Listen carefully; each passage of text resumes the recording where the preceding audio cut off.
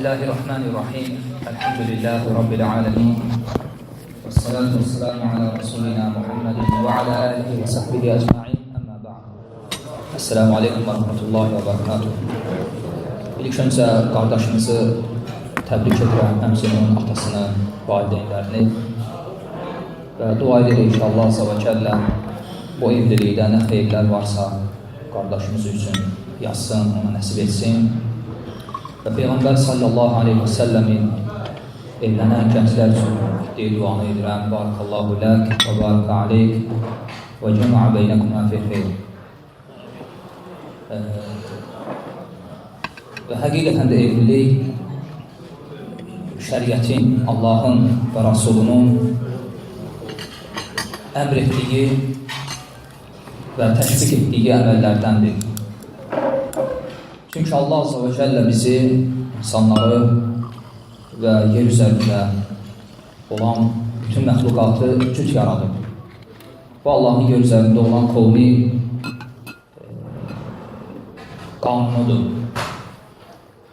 Allah buyurur ki, وَمِنْ كُلِّ شَيْءٍ خَلَقْنَا زَوْجَيْنِ لَعَلَّكُمْ تَذَكَّرُونَ Biz hər bir şeydən iki cüt, yəni hər şeydən cüt yaratdıq, bəlkə xatırlayasınız. Necə ki, İmam Mücahid rahiməhullah bu ayənin təfsirində deyir ki, doğrudan da göylərdə və yerdə olan hər şeyə baxdıqda görürük ki, Allahın yaratdığı hər şey cütdür. Və həmçinin də insan, Allah azza və cəllə insanı kişi və qadın olaraq yaradır. Ya eyyuhən-nas inna xalaqnakum min zəkarin və unsa. Ey insanlar, biz sizi kişi və qadından xəlq etdik. Və həmçinin, yəni bu o deməkdir ki, insanın evlənməsi, ailə qurması, bu insanın fitri tələbidir. Yəni insan yediyi, içdiyi, yorulduqda dincəldiyi, gecə gələndə yatdığı kimi, həmçinin evlilik də insanın fitri tələbidir. Fitrətinin tələbidir. Çünki Allah subhanahu ta'ala onu bu fitrət üzərində xəlq edir. Həmçinin evlilik kişi üçün və qadın üçün bir rahatlıq vəsiləsidir. Allah azza və cəllə bir çox ayədə bunu bəyan edib və bir ayədə buyurur ki, Huvəl-ləzi xələqəkum min nəfsin vahidə və cəalə minhə zəvcəhə liyəskünə iləyhə. O Allah hansı ki, sizi bir nəfsdən yaratdı və ondan da onun zövcəsini xəlq etdi ki, onda sükunət, yəni sakinlik tapsın deyə. Və bu evlilikdə olan o məqsədlərdəndir. Və başqa ayda Allah azza və cəllə buyurur ki, وَمِنْ آيَاتِهِ أَنْ خَلَقَ لَكُمْ مِنْ أَنْفُسِكُمْ أَزْوَاجًا لِتَسْكُنُوا إِلَيْهَا. Allahın ayələrindəndir ki, sizin öz nəfslərinizdən, öz cinslərinizdən siz onlarda sükunət, rahatlıq tapasız deyə sizin üçün zövcələr xəlq etdi. وَجَعَلَ بَيْنَكُمْ مَوَدَّةً وَرَحْمَةً. Və sizin aranızda rəhmət və sevgi yaratdı. O evlilikdə olan o şəri məqsədlərdəndir. Həmçinin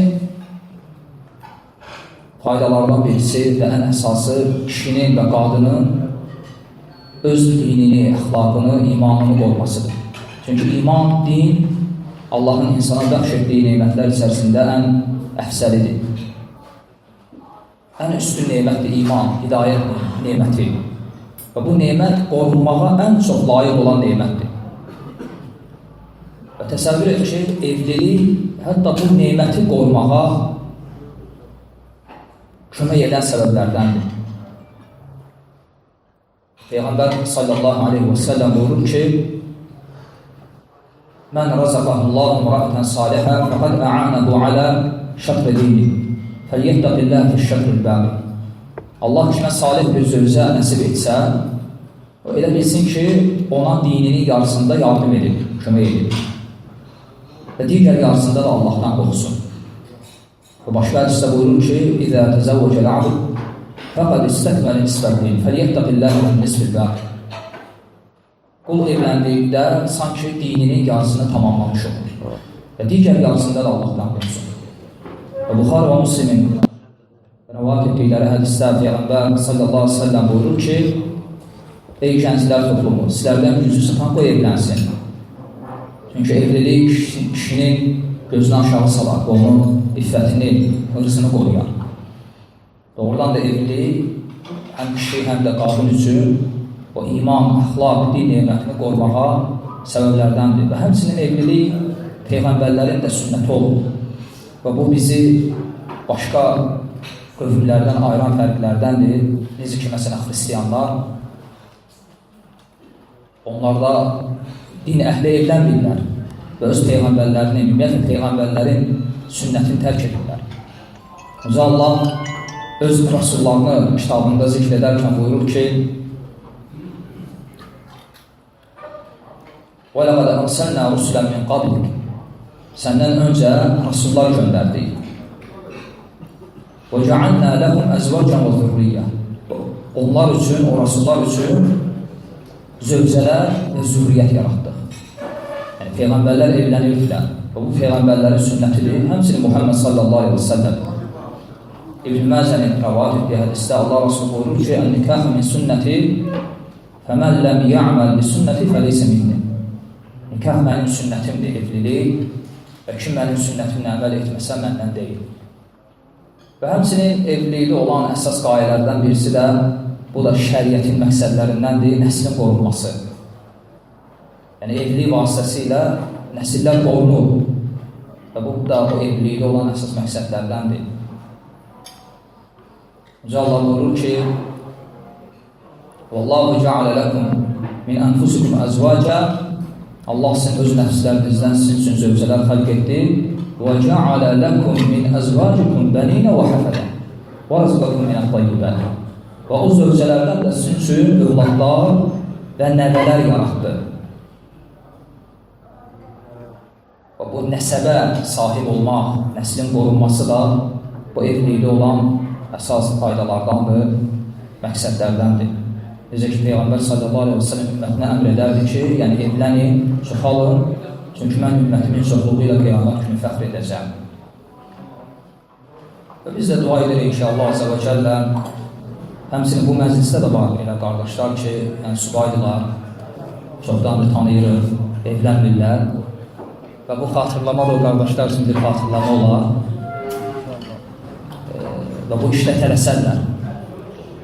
Və onlar üçün də dua edirik ki, Allah subhanahu ta'ala qabaqlarında olan əngəlləri qaldırsın və həmçinin evlənən qardaşımıza da bir nəsiyyət, xatırlatma olaraq onu deyirlərəm ki, öz əhlini qorusun və öz əhlinə qarşı Allah və Rasulunun əmr etdiyi kimi salih olsun.